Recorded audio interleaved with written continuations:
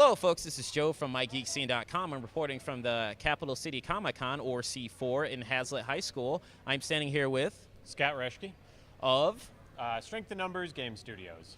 which is, from what I understand, a new video game company based out of Lansing. Is that correct? That is correct. April 1st of this year, we opened our doors and we're building our first product. We've got about a 12-month build planned, and it's pretty exciting. Cheesy question. Since you opened up on April 1st, did people think it was an April Fool's joke by chance? Well, general public doesn't know about us enough yet, so the internal people, the employees, there was it passing around that, man, Scott's really just trying to play this really elaborate prank on us, because a lot of people had actually moved from out of state and out of city, and we've pulled people from a lot of different places.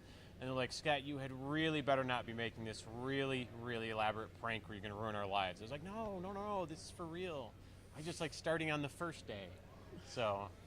So you have a project in the works? We do. Our very first product is called Tuebor, and I took that from the state of Michigan, the seal. It actually means I will defend, and it worked really well for what our product is, because there's a lot of it, there is PvE and PvP, but the concept of you're defending something from an enemy, it worked really well. And we're in the state of Michigan, so solidarity.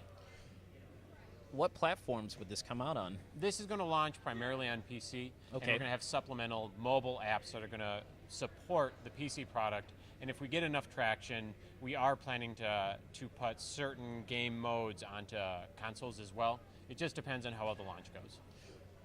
Is there a basic story to this? Background? The story background is the world of Tuebor is set on planet Earth in the year 7235, so about 5,000 years from now.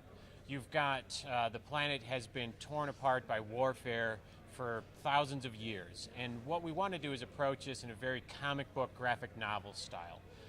You're going to be able to select heroes that you play that are then going to jump into whether you want to do a raid or a battleground or any one of our various modes. And so the story is their story of what's going on that's going to tie into the comics that we're making. So I've got this really great art team, and the way we're going to be marketing this is through graphic novel storytelling. And so basically, you're going to be able to play through the story that we're unfolding in the graphic novels.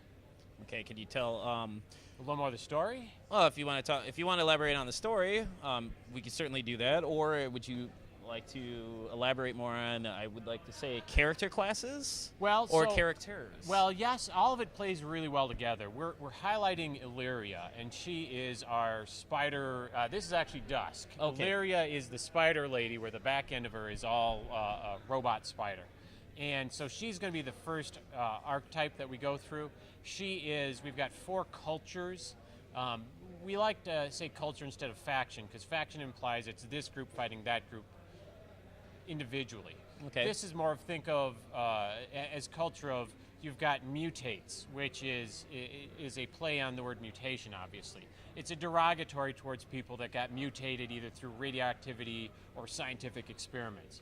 You've got psionics, which is, we wanted to avoid magic in it because it's a sci-fi title. So psionics is the belief that eventually the human mind is going to be able to develop to the point where you can control matter with your brain. And so you've got the psionics, and they have their own story to them, to where they're kind of like the upper crust of society, and they live in these giant floating cities, and they're kind of, if you're a fan of 40K, it's kind of like the Eldar. They only get involved when they feel that they must, and everybody else is beneath them. But they're very highly educated, very smart, very aloof. The mutates is more of like your cyberpunk, and we're going very cyberpunk in the theme of it. And they kind of live on the surface. They're kind of like the outcasts. They live in groups and tribes, and it's kind of almost like a mafia setup, to where it's the strongest survive, and they live in ruined cities and whatnot. Then you've got the biomechs, which is the biomechanicals. And they're the kind of people, and they're based out of New Detroit. And their floating cities are floated using 0-point energy. So they actually use technology to float their cities, where the psionics, you just got this room full of very powerful people that concentrate hard enough to make things float. And so you've got these kind of differences in culture again, because there's no faction. You've got some psionics that have biomechanical implants. You've got some biomechs that have psionic abilities. You've got some mutates that have all of the above. So that's why it's not a faction so much, because it's not like mutate versus biomech. It's this blending of all these cultures. And then we've got, as a counterpoint, the pure. And the pure are very religious. They are as if the world's religion had been blended into one, where it was tired of all these religious wars. It's like, you know what, we need to believe in this one greater good, and of humankind being this aesthetic that you, or this higher good that you want to appeal to. No psionics, that's evil. No mutates, that's abominations. No biomechanical implants. Why would you need that? You're a human. And so the pure are actually the only ones that do stand out as a little bit of faction-y, but they have, their aesthetic is really fun to work with, because being a sci-fi game, we want to throw, you know, a lot of electricity into stuff, energy into stuff, lighting into stuff. But with them, we have the ability to have this more like Crusader look to it, to where their armor almost looks very much like plate mail, blended with futuristic stuff. So story-wise, you've got these 4 cultures that are kind of flowing. The players are going to be able to select heroes that are kind of like mercenaries, that are going to go try and take this point for this particular reason. That is very story-based. I'm trying to go through things that I'm allowed to say before we get too far into the intellectual property, but it's going to play itself out, and at launch you're going to see some really neat things. We're trying to do stuff that game companies have done right and kind of take that and turn it into a whole product, while minimizing the things that game companies have done wrong, so we don't alienate customers. Well, for your groups that you have, is there an anti-technology group by chance? That would be the pure. The pure? Sort of. They are anti anything that is not human. For them, their technology is everything's okay as long as it's not replacing a body part or being implanted in you or under the skin. So all their weapons are still going to be using technology rifles, but it's nothing that can attach to him. Whereas one of the characters, he's not out here, his arms, he's lost all 4 of his limbs. His name's Nid. And he's had all 4 of them replaced with robotic limbs. And one of them, he's like, I don't need an arm, I'm just going to attach a rifle. So he just runs around with the rifle on one side. So the pure are, it's okay, we need these weapons to combat them, but nothing's allowed to be attached into them. Will more groups be added down the road by chance? Like I see what you're getting at. Yes, it all depends on how well we do at launch and how long we can make this product ride, because we've got a lot of great stories we want to tell.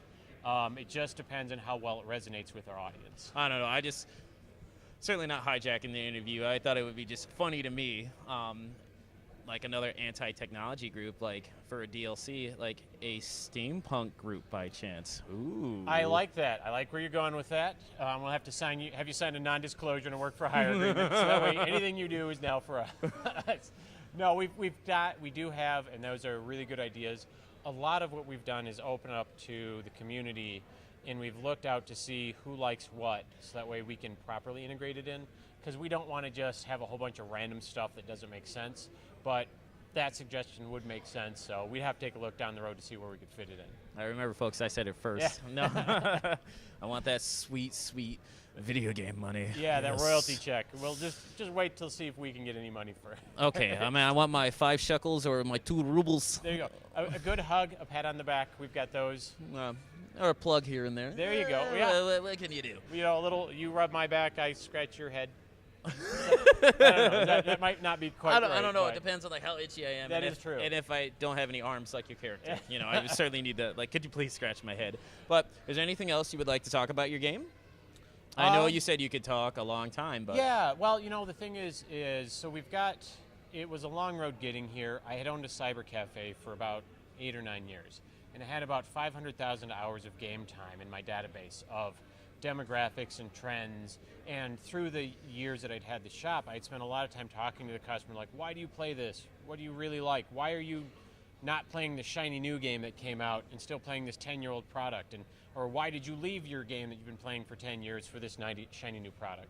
And so we spent about 3 or 4 years after I'd closed my cyber cafe down just building this product on paper, rolling ideas around, seeing what makes sense, what fit. And so we thought, well, this modular concept of pick a hero, play a mode, instead of, it's all end game content. It's not pick your hero, start at level 1, level it up for 2 months until you really get to the juicy meat, which is what most MMORPGs are, where you spend months playing it until you get to the good stuff. The thought was, you know what, we're just going to give them all the good stuff to start, but then give them enough reasons to keep playing it for months and months and months and years. So this should be highly replayable, highly entertaining, highly immersive. We're erring on the side of just trying to do so much that will make people really identify with characters, identify with stories, so that they want to keep playing it, so that way it's something that they can just really enjoy for a very long time. So that being said, there is no solo, single-player content of this yet. We do have some ideas of how we could transition some into it, but for us the biggest obstacle isn't necessarily, we think we have a really good product. For us, the obstacle is getting the word out there that we're making this really good product, because a startup company, we don't have an audience to fall back on that says, oh, we loved your last thing, we're going to buy your new thing. Blizzard has a great, no matter what they do, if it says Blizzard, you're going to have 20 million people are going to play it. Whereas for us, we could make a way better game and 1,000 people may hear of it. So you just got to start at day one, man, little by little. And that's what we're doing. We're coming to conventions. Most of our marketing, you're going to see us. We've got like 52 weeks of conventions planned, and we're hitting all of the social media. We've got stuff for Pinterest and Twitter and Instagram, and you name it, we want to hit it so that way people can hear about us. And so that way, when we go from open beta into launch day, we'll immediately have that customer base to support, being able to continue as a company. Speaking of launch day, is there a rough time frame? We want to be in closed beta, ideally in 10 months, open beta in 11 months, and I would love to be able to launch between 12 and 13 months from now. Okay. Well, where would the folks be able to check out your progress on this? How can they reach you? Facebook is where we do all of our core updates. We do have all of the social media. The name of the company is Strength in Numbers Studios. And so if you do a search for Sin Studios, it's a catchy acronym. You'll be able to find us across most of those media. Otherwise, tueborgame.com, tueborgame.com, or facebook.com/Sin Studios. That's probably the easiest way to reach us. All right, well, once again, this is Joe from MIGeekScene.com reporting at the Capital City Comic-Con. I'd like to thank you so much for doing this. Well, thanks for interviewing. We love it. No problem. Take it easy, folks.